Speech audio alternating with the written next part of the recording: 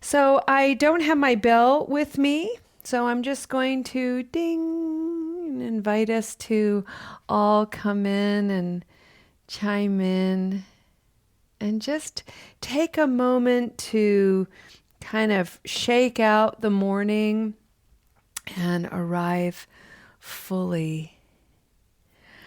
I was thinking today about the word prayer.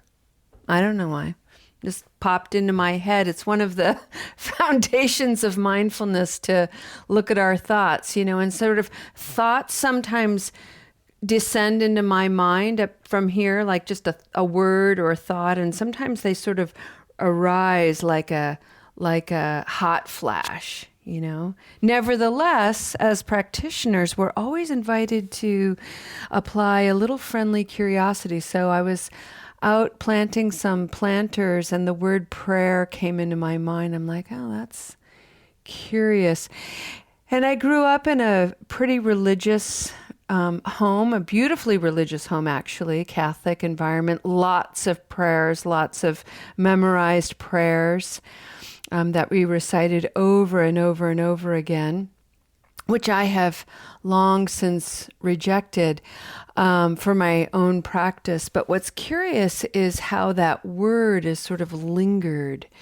And I haven't been able to, I've taken a long time to redefine what it means. And as I was contemplating it today, the thought that I and you all are, we're all living, breathing prayers.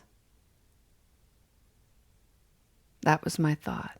Like, what would it mean for me if I went into today as a prayer, me? All of this, there's beauty to me, there's dumpster fire to me, and there's everything in between. And what if all of it was a prayer that I could offer to the world? I wonder what that would do for my mind and my heart. And then I came into the house and I happened to just glance at my bookshelf and this book popped out to me, The Energy of Prayer by Thich Nhat Hanh. So this is, for me anyway, life going, oh, Julia, keep going. So today, to begin our practice, exploring the foundations of mindfulness, there are four. And yesterday, we began to look at the body and the mood. And today, let's look at the mind and simple thoughts that can be a sentence, they can be a memory, they can be a word. But we're just going to focus on the third foundation, the mind, its thoughts.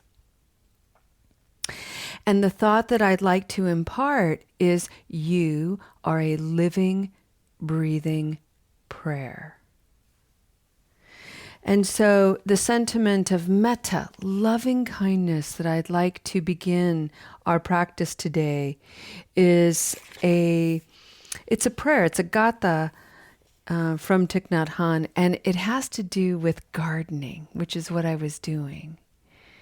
And he writes, earth brings us into life and nourishes us.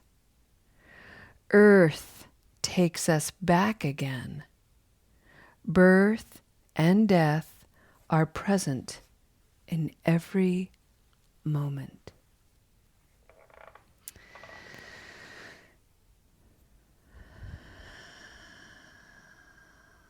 So let's arrive together as a beautiful community, as a jewel in this life, Sangha. And let's arrive with a spirit of reverence and a spirit of prayer so that we can consider the Dharma and specifically sati, mindfulness. Even more specifically, we can consider the mindfulness of the mind, the way our thoughts rise and fall, the way we cultivate our beliefs and our prejudices and our biases, the way we take in encouragement, the way we reject praise. All of those things are thoughts that nest in the mind.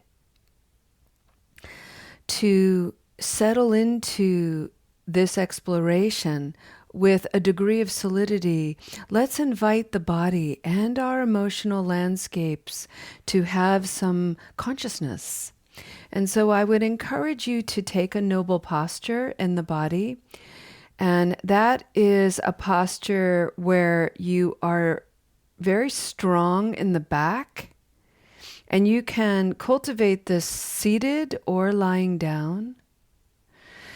And I would encourage you to allow the body to be supported in a way where your shoulders can be back, rolled up and back, so that the heart is exposed and can be lifted. And this cultivates an environment of sada, heart-led. And this is meant to bring to the body and the mind the essence of confidence, nobility, presence, openness, friendly curiosity. And it's also designed to lighten the mood a little bit, because no matter what you're holding today, this body and this active, noble posture is to remind you that you are strong, steady, anchored, safe.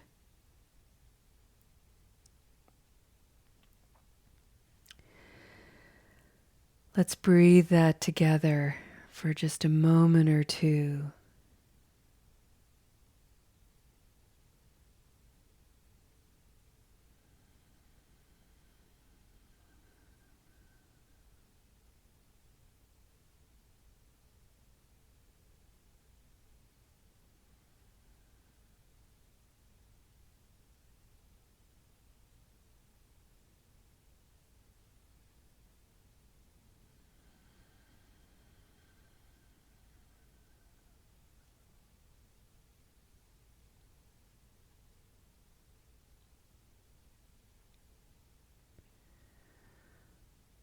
Friends,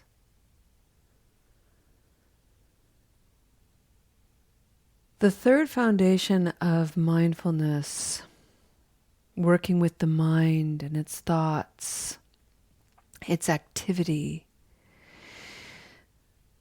I know for many of us, and I'll speak for myself especially, I spent so many years treating my mind a little bit like a wild animal that needed to be tamed. And that is actually true. My mind at times was like an elephant, just wildly stomping around. However, what I learned is that the wild elephant that is my mind did not do well by being whipped into shape, yelled at, prodded, and poked. What I responded to with so much more ease was a soothing voice, a calming voice, an encouraging voice. Hey, hey, hey, hey, wild elephant mind. It's okay. Let's guide you this way where there's a little more space for you. You don't have to be so jumpy. You don't have to be so scared. As opposed to, come on, get your act together. What are you doing? Why are you having these thoughts? Why are you behaving this way? Pull it together, and so on.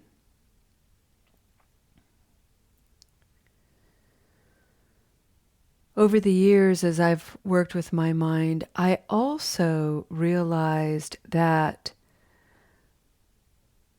for my mind anyway, the effort isn't about making sure I have no thoughts. My mind is so empty and open, there are no thoughts coming and going. I think that might be true for some people, but in my mind, there's always some kind of weather. It may not be front and center, but it's always on the outskirts. Little clouds, little thoughts, sometimes threatening, sometimes just casually floating by. They're always there. So the moment I stopped pretending or resisting or trying to make sure everything was a clear slate all the time, was the moment the racing eased, was the moment clarity began to come, and was the moment that when I invited a single thought, I was able to have enough concentration to look deeply, patiently, carefully, and kindly. I say all of this to preface that whatever your mind is doing today, just see if you can encourage it to be that way. If it's wild and racing and jumpy, see if you can encourage your mind with a little bit of gentility and soothing. Maybe even a reminder that it's okay. And then allow this thought, this single thought, to take a highlighted place. And that thought is, I am a living, breathing prayer.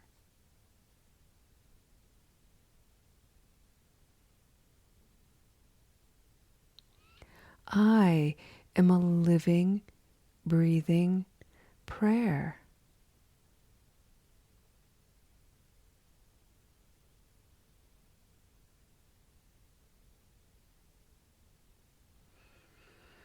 And what's beautiful about a thought like this is if we put it into a symbol, say a tree, and this thought is like a seed. And seeds planted in this fertile earth grow in two directions. In one direction, this seed will grow roots that lay claim to the unseen realm, the underworld, dark, quiet, private in some ways, hidden. But they branch and they anchor the umbilical that grows through the darkened soil to reach the air element and the sun element, where it will grow and branch. And those branches, as this plant or this tree grows, mirror the roots that we cannot see. And from each of those branches is a thought, an attached thought, something connected, something to explore. So the seed is, I'm a living, breathing prayer. What grows from there for you? What roots? What rises from the dark into the light? What grows solid as a core thought? And what branches into new perspectives and ideas? All from that one seed that you can nurture with your attention, awareness, mindfulness, and care. That's how this works, at least for me. So I'd like to invite you to take this seed. I am a living, breathing prayer. And I'd like you to hold it in your hand for a moment. And I'd like you to determine for yourself if you're ready to plant it, because you may not be. And let's invite that to be perfect. Let's just, in fact, congratulate that awareness. Wow, I'm not ready to plant this yet. Okay, when you look at that, I'll just hold on to this seed for a while. Truly invite that to be okay.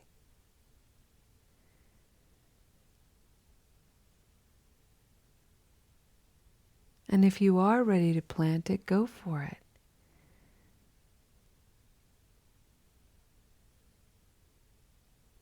And see what comes next in your own mind. I'm a living, breathing prayer. Maybe what comes next for you is to wonder what it means to be a prayer. What is a prayer in your mind and heart? Maybe your definition has been too small.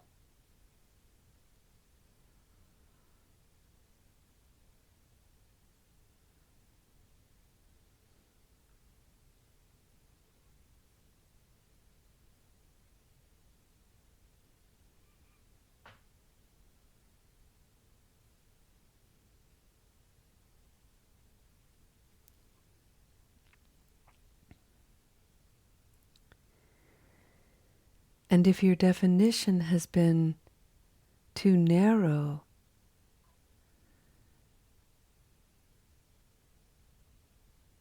check in with your heart and your mind and make sure you're staying gentle about that. Maybe you've never been encouraged to broaden your perspective. And can you be gentle about that process? Sometimes an expanding mind can be a little painful. So in response to that, if we're not gentle, the mind will contract. So take your time with this. And if you're unsure, spend some time outside.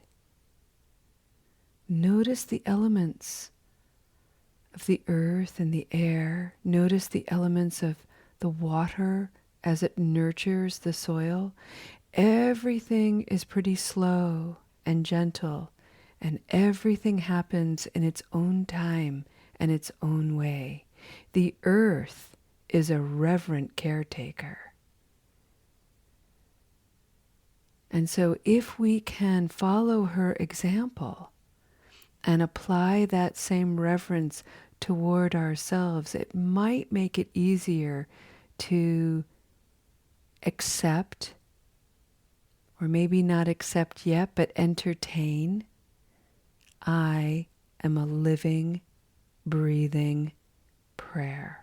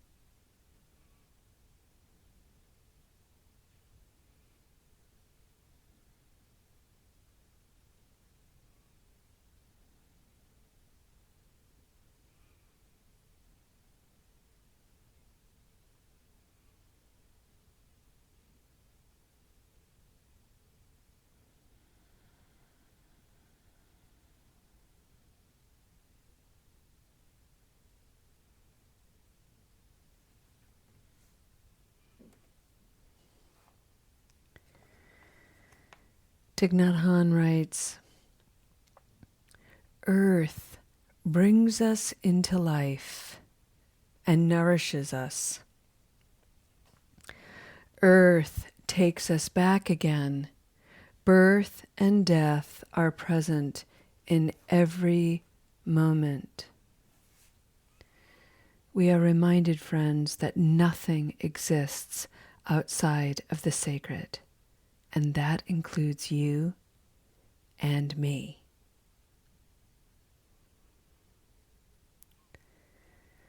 Let's take a moment to breathe that in, and then we'll open this space to share.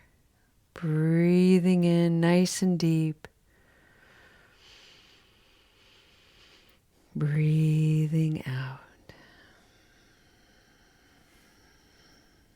Thank you, friends.